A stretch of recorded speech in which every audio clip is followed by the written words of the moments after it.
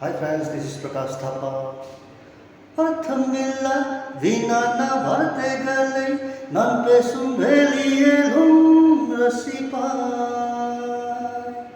அளவில்லா காதலாயும் இந்த சூழலிலும் நான் பேசும் முன்னே தருவாய்.